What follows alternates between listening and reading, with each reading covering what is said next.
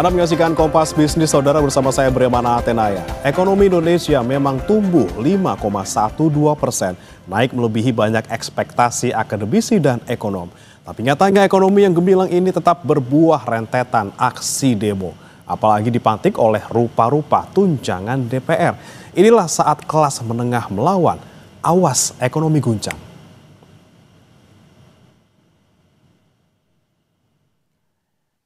Dan saudara, kita akan langsung membahasnya bersama dengan narasumber yang sudah bergabung di sambungan Zoom, saudara, bersama Jahen Efreski, ekonom dan peneliti LPEM FEB Universitas Indonesia. Ya, Mas Jahen, ini kita lihat gejolak di masyarakat luar biasa. Rentetan aksi demo terjadi di Jakarta, di daerah, dan berujung kemudian ada yang tidak kita inginkan seperti itu. Nah, kemudian benarkah Mas Jahen ini merupakan ongkos mahal ketika angka pertumbuhan ekonomi ini dipaksa melawan realitas di masyarakat? Mas Bremana untuk diskusi pagi ini. Jadi memang satu hal yang kita perlu akui adalah yang namanya protes itu kan berarti ada konsekuensi dari suatu kejadian. Jadi nggak ada asap kalau nggak ada api gitu. Nggak ada asap karena api. Nah, satu hal yang mungkin menjadi concern adalah ada banyak aspirasi mungkin masyarakat yang selama ini kurang didengarkan oleh pemerintah. Jadi misalnya kalau kita punya, kalau seorang itu protes kan dia either tantrum atau dia nangis gitu. Nah sekarang mungkin masyarakatnya lagi tantrum nih terhadap banyak kebijakan yang diambil oleh pemerintah. Saya melihat dari segi protes ini mungkin satu hal yang kita perlu maklumi ya. Karena tadi ada banyak hal yang terjadi. Tadi Mas Bremana bilang pertumbuhan ekonomi yang tinggi, ada isu di kelas menengah dan sebagainya.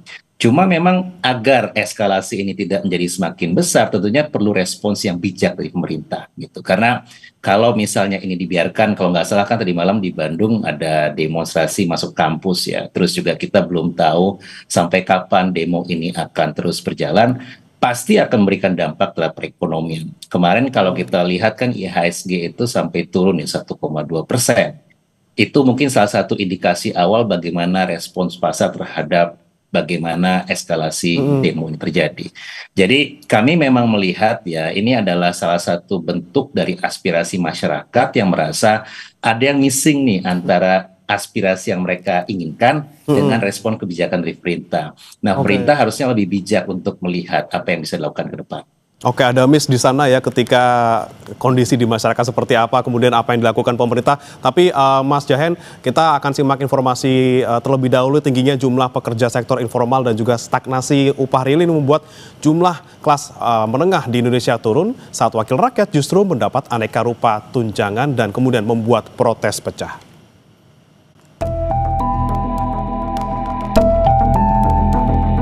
Jadi niatnya bukan menyampaikan pendapat. Niatnya adalah bikin rusuh. Niatnya adalah mengganggu kehidupan rakyat. Niatnya adalah menghancurkan upaya pembangunan nasional untuk menghilangkan kemiskinan. Pemerintah kita berjuang keras untuk membela rakyat kecil. Pemerintah saya, semua program saya untuk membela rakyat kecil. Saya kumpulkan semua pengusaha besar, saya katakan kamu sudah besar, kau kerja. Dan kalau kau kerja dengan baik, kau penting. Berarti kau menciptakan lapangan kerja. Saya harus urus yang paling lemah, yang paling miskin. Semua program saya bisa dilihat. Dan sudah mulai hasilnya. Tapi ada sekelompok orang ini yang kita lihat itu terencana ini. Datang ke suatu tempat, bukan berasal dari situ, mau membakar, mau merusak, dan menciptakan amarah rakyat.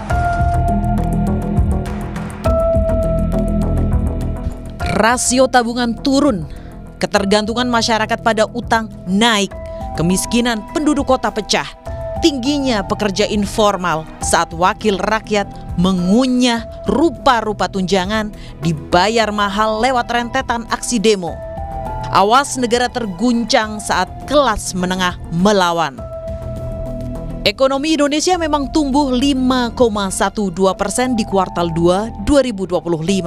Namun realitas di kelas menengah menunjukkan angka-angka anomali.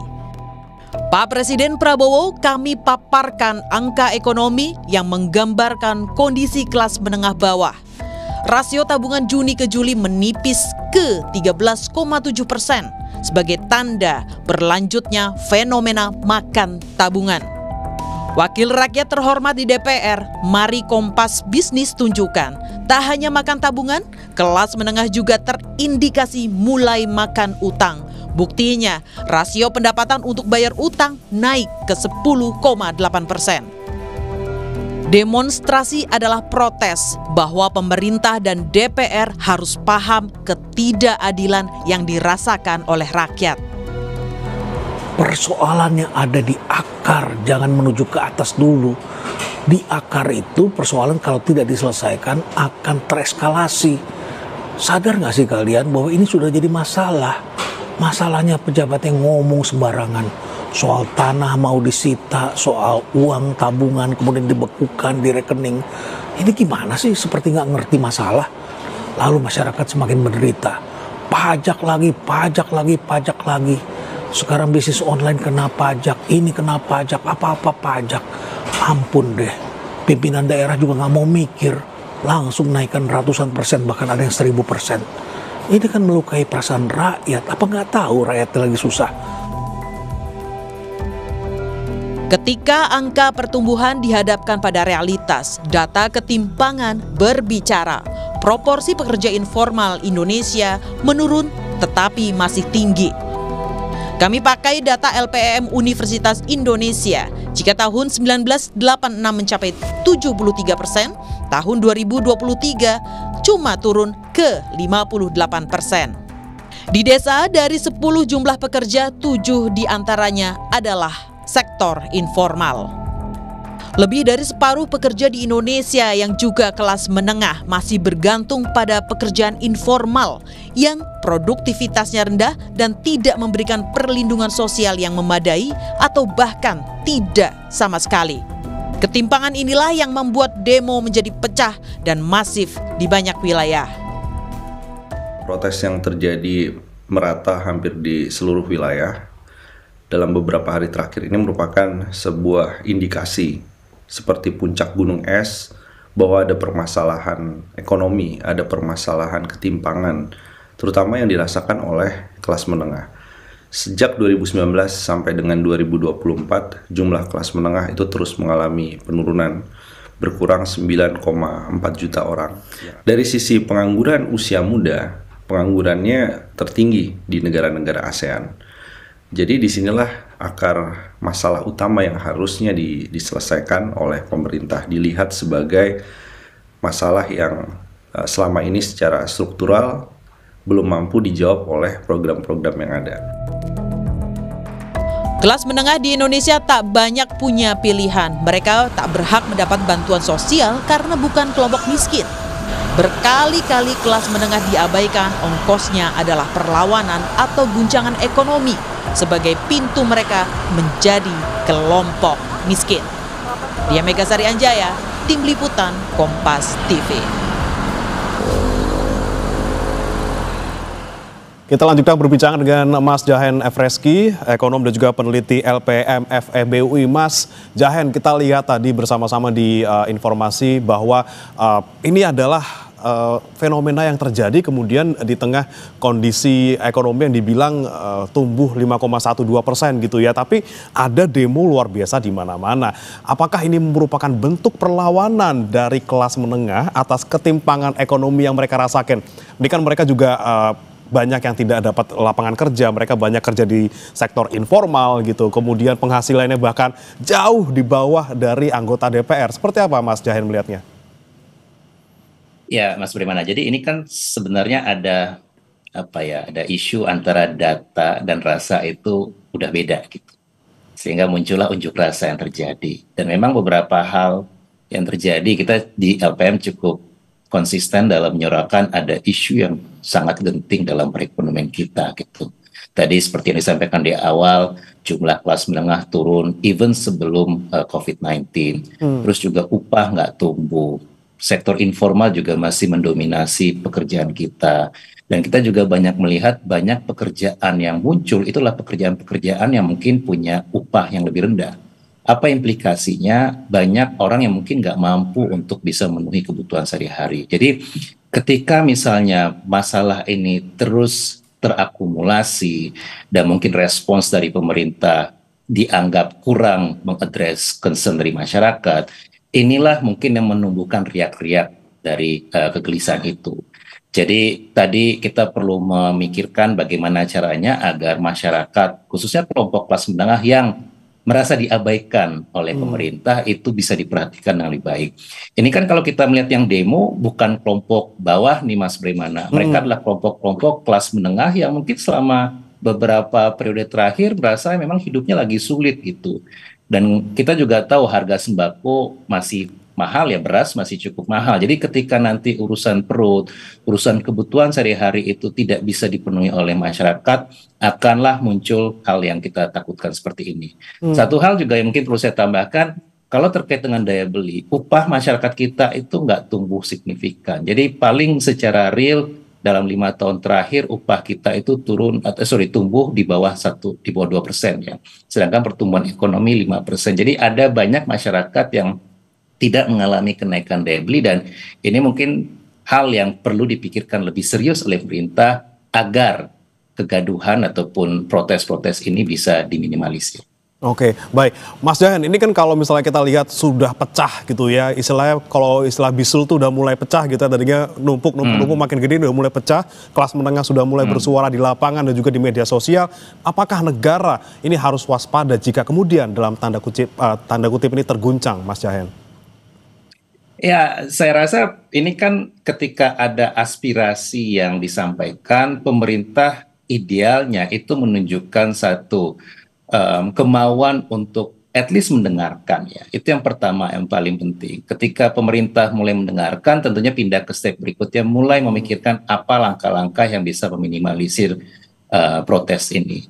Nah, ini kayaknya belum terlihat nih. Jadi ditambah lagi dengan respons dari aparat yang juga saya rasa terlalu berlebihan. Karena kan ini saya rasa adalah beberapa aspirasi yang juga mungkin align dengan teman-teman di TNI dan Polri kan, yang bisa jadi kehidupan mereka juga masih mengalami kendala. Jadi dari demo yang terjadi dan melihat respons dari pemerintah, saya pribadi belum melihat bahwa pemerintah cukup aware ada isu yang genting di sini. Jadi antara data yang dimiliki oleh pemerintah dengan realita yang dihadapi oleh masyarakat itu nggak match. Ketika nggak match informasinya, tentunya pilihan kebijakan yang akan diambil juga nggak nyambung ke depannya.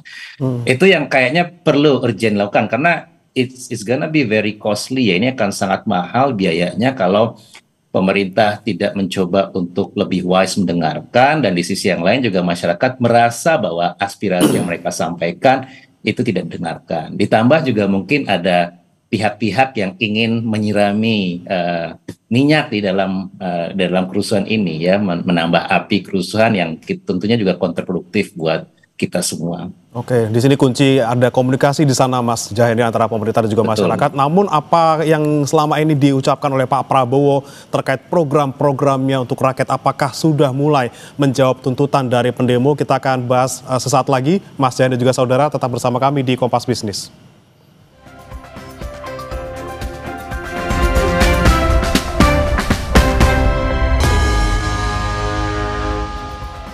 Kembali di Kompas Bisnis, masih bersama saya Bremana Tenaya dan juga masih bergabung bersama kami melalui sambungan Zoom Mas Jahen F. Reski, ekonom dan juga peneliti LPM FEBUI. Kita masih membahas soal kelas menengah yang kemudian mulai melawan di tengah ekonomi yang dibilang sedang tumbuh 5,12%. Mas Jahen, kita bahas lagi soal demo yang terjadi beberapa waktu terakhir ini. Apakah Anda melihatnya ini sudah mencapai peak-nya atau ini cuma sekedar puncak gunung es tapi di bawahnya masih menunggu tuh yang lebih besar lagi? Mungkin bisa suatu saat pecah seperti itu.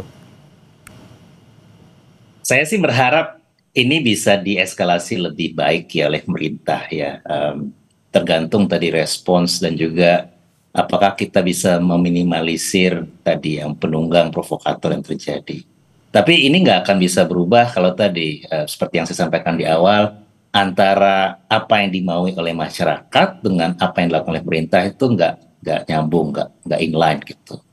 Nah, kalau kita lihat beberapa respon pemerintah kan sepertinya malah mengesampingkan gitu aspirasi yang ada. Ini kan tadi seperti yang Mas Primana bilang, ini puncak dari gunung es ya, yang selama ini telah muncul, selama ini masyarakat mungkin juga merasa tidak dianggap oleh pemerintah, dan bisa jadi demo ini menjadi salah satu tahap awal yang perlu kita lalui agar nanti pemerintah lebih wise dalam bertindak gitu.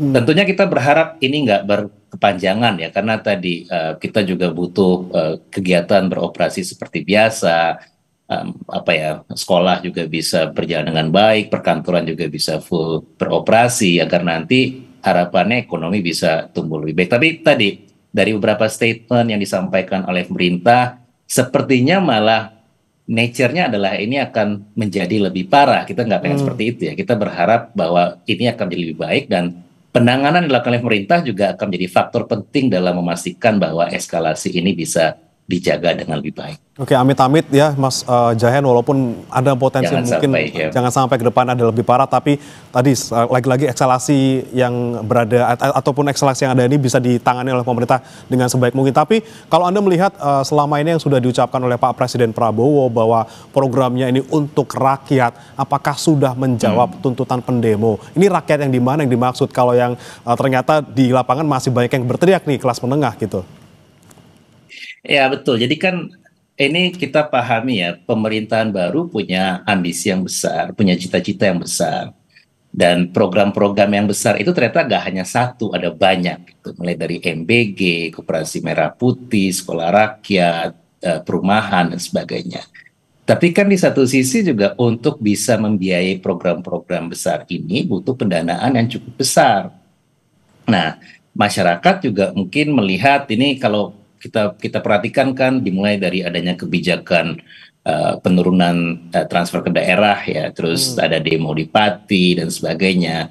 Tapi di saat yang sama juga ketika masyarakat mengalami kesulitan, ada juga kebijakan kenaikan gaji buat anggota DPR. Jadi ini kayak masyarakat dibiarkan susah, tapi pejabatnya dibiarkan untuk lebih nyaman hidupnya. Kalau memang kita pengen membiayai program ini bareng-bareng, ya tunjukkan bahwa memang semua harus berkorban gitu. Di sini kan enggak.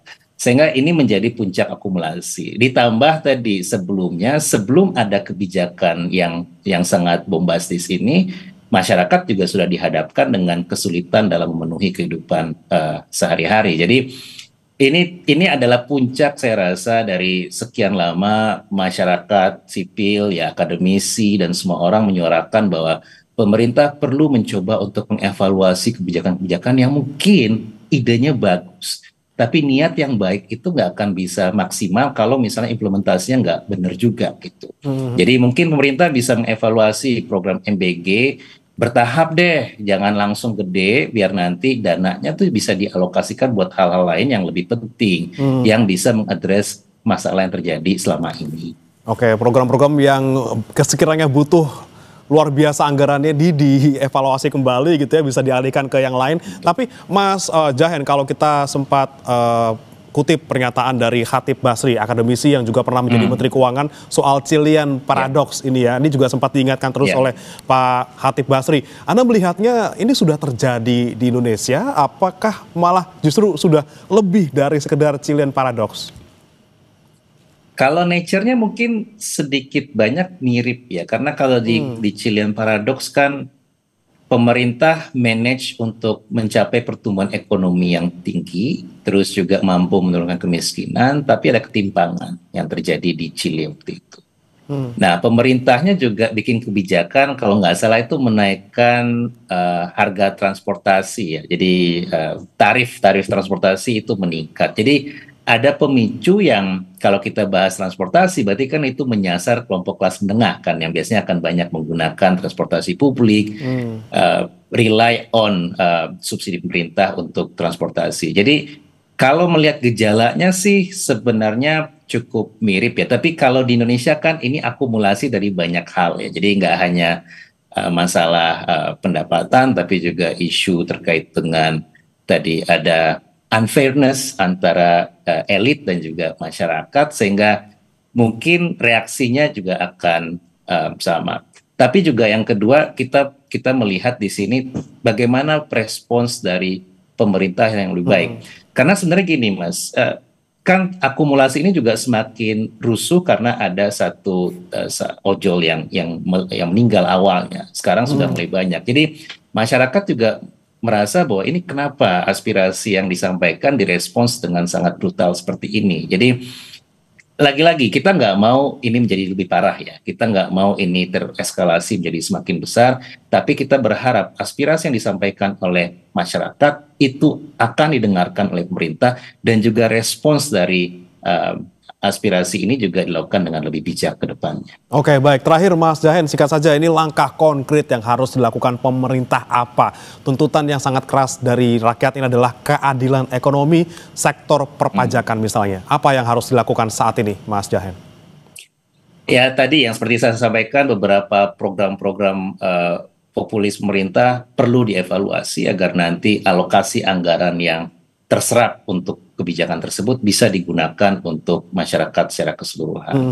Terus yang kedua juga pemerintah perlu lebih wise dalam menyikapi ya, ini ada efisiensi tapi kenapa banyak orang yang masih bisa perjalanan ke luar negeri, ada juga anggota DPR yang mengalami kenaikan, dapat tunjangan dan sebagainya. Jadi ini kan masyarakatnya disuruh susah, cuma pemerintahnya dibiarkan untuk terus mengekstraksi, memanfaatkan segala hal. Ini yang kayaknya perlu menjadi perhatian khusus oleh pemerintah ke depan. Oke, baik. Ini respons yang dilakukan pemerintah ini harus menjadi fokus gitu ya. Yang sekarang harus dilakukan, jangan sampai apa yang disuarakan kemudian tidak ditangkap, kemudian kebijakan yang dilakukan juga tidak nyambung, akhirnya pecah protes semacam ini. Terima kasih Mas Jahen Efreski, ekonom dan juga peneliti LPM FEB Universitas Indonesia sudah bergabung bersama kami di Kompas Bisnis. Selamat pagi Mas Jahen.